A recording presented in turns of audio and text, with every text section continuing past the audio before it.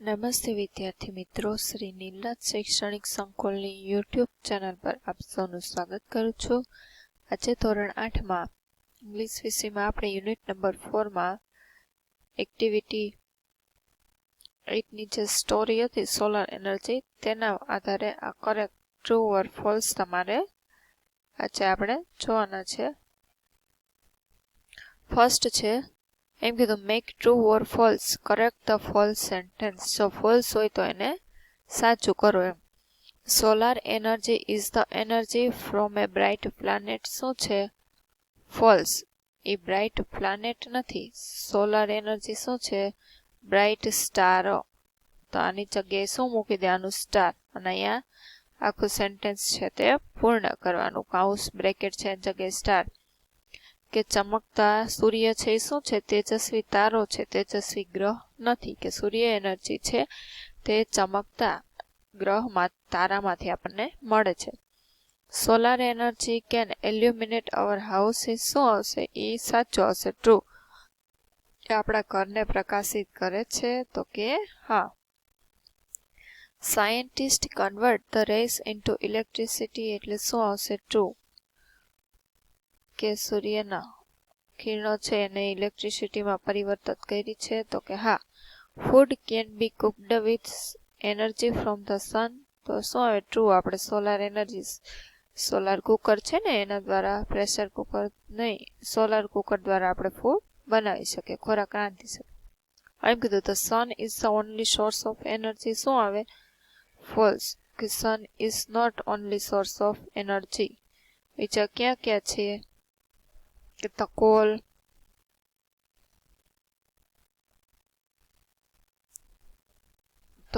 Call, પછી શું હતું?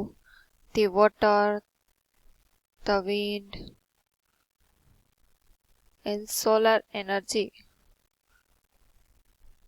etc. are the source of energy, not only sun. 6 છે there is a ray of hope that the sun will solve our problem. શું? કે ray of hope, કે ઈચ્છિત કિરણો છે જેના દ્વારા સૂર્ય આપણું પ્રોબ્લેમ સોલ્વ કરી શકે છે. શું આવે? ટ્રુ.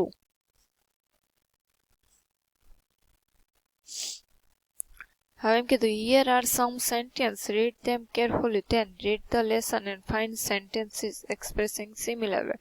કે આ વાક્યો વ્યવસ્થિત વાંચો અને આ લેસન આપણે જોયું સ્ટોરી એમાંથી તો કે એને મળતા હોય એવા વાક્ય લખો. હવે એમ કીધું you have learned about energy, કે તમે ઉર્જા વિશે અભ્યાસ કર્યો છે. સ્ટાર્ટિંગમાં જ હતું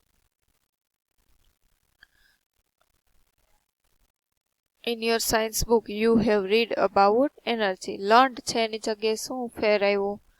read. તો અહીંયા આપણે read વાક્ય લખીને મૂકી દેવાનું છે. સિમિલર વાક્ય. people from outside India do not come here during summer. શું કામ સમરમાં ન આવે? during summer. એવું વાક્ય આપણે અહીંયા આગળ આવ્યું હતું.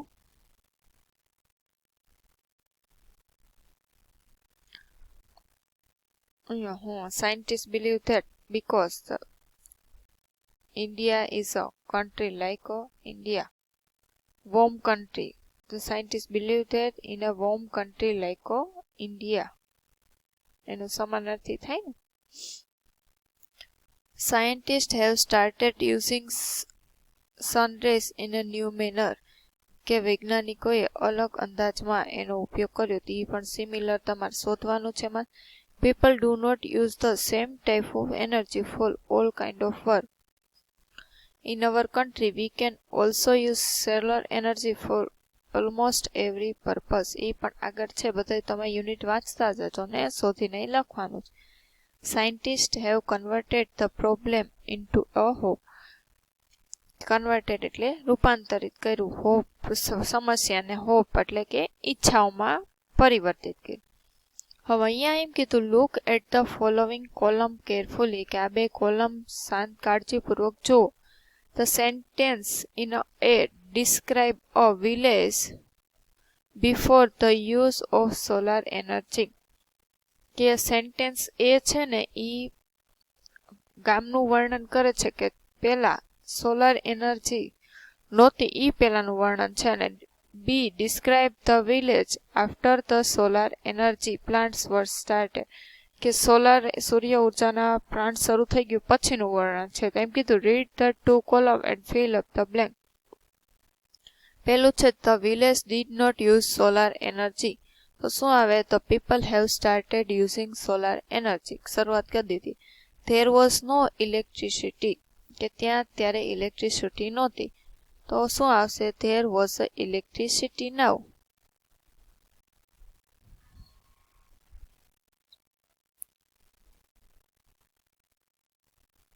ધેર આર નાવ ઇલેક્ટ્રિસિટી એમ લખવાનું કે હવે ત્યાં ઇલેક્ટ્રિસિટી છે ત્યારે નહોતી.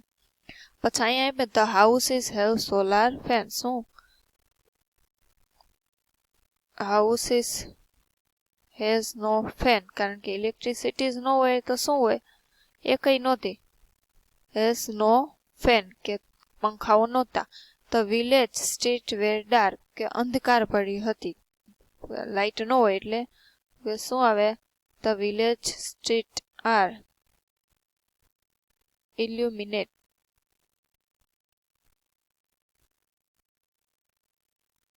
Street are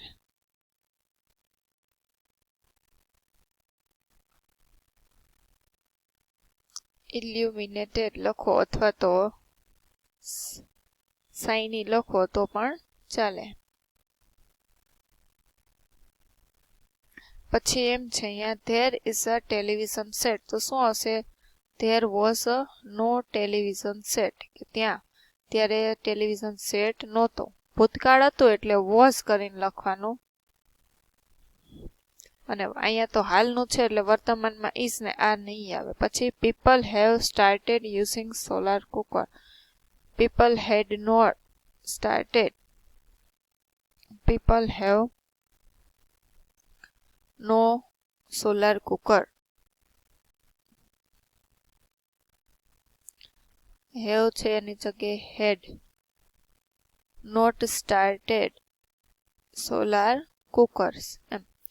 the kitchens were full of smoke. અને હવે શું? તો કે kitchen were not full of kitchen are not full of smoke એમ. ત્યારે શું? તો કે ચૂલામાં ને એમાં રાંધતા એટલે ધુમાડો જોઈએ. હવે સોલાર સિસ્ટમ આવી ગઈ એટલે સોલાર કુકરનો એનો યુઝ કરે એટલે kitchen are not full of smoke.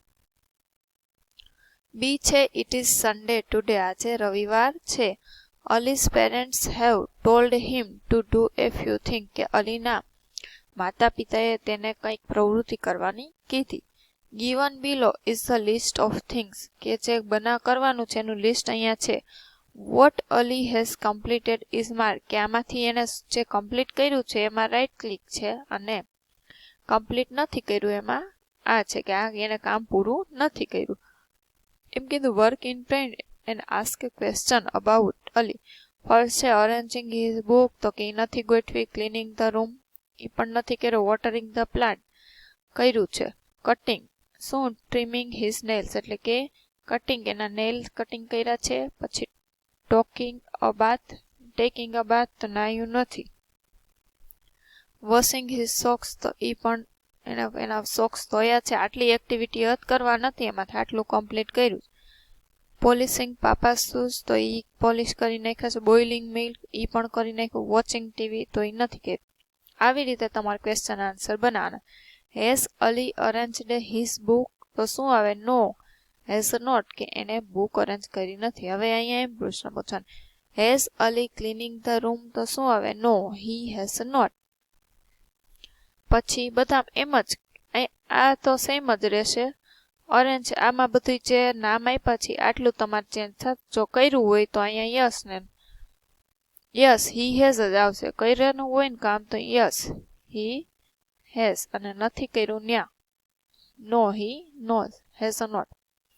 પછી એમ આવશે has Ali watering the plants તો શું આવે? Yes he has. Has Ali cutting the nail? Yes he has. Has Ali taking એક બાથ તો શું આવે? No he has not. Has Ali washing his socks શું આવે? Yes he has. Has Ali polishing papa shoes? Yes he has. Has Ali boiling milk તો yes he has. અને last છે has Ali watching TV, તો એ ટીવી એણે જોયું નથી એટલે નો હી હેઝ નોટ, કે તેણે જોયું નથી. આવી રીતે બધા ક્વેશ્ચન આન્સર તમારે લખવાના. હવે એક્ટિવિટી 6 છે હેવ યુ બીન અંકલ. આ રમત તમારા શિક્ષકની મદદથી રમો. હેવ યુ બીન અંકલ રમતની મિગા હેલ્પલાઇનમાં આપેલી છે કે શું તમે અંકલ બની શકો છો એમ. હવે 10 છે prepare 20 questions and ask them to your classmate, કે 10 પ્રશ્નો બનાવો ને તમારા ક્લાસમેટને પૂછો. હવે એક્ઝામ્પલમાં 3 આપ્યા છે. I have seen the film Gandhiji, કે મેં ગાંધીજી ફિલ્મ જોયું. Who else has seen it, કે બીજું તે કયું જોયું એમ. Who has visited Goa, who has visited, જો આવા 10 ક્વેશ્ચન બનાવવાના. Who has visited Ahmedabad, who has visited Delhi, એવી રીતે 10 બનાવવાના. Activity 7 Vrinda, Ali, Chintan, Anju and Amit have planned a picnic. Use the clues and make sentence.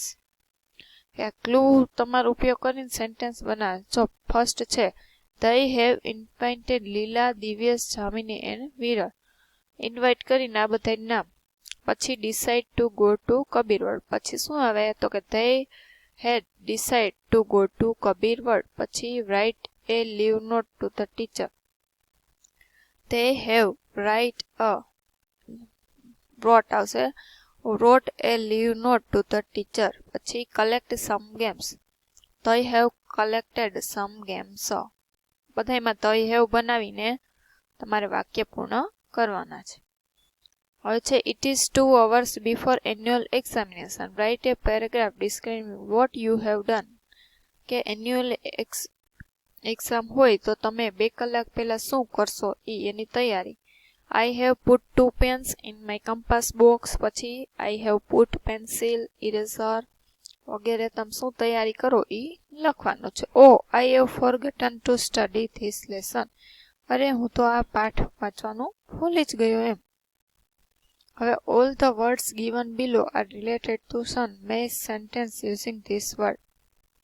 કે સૂર્યને લગતા જ છે આ વાક્ય, એમાંથી તમારે સેન્ટેન્સ બનાવવાના છે. એમ કીધું now write a paragraph on sun.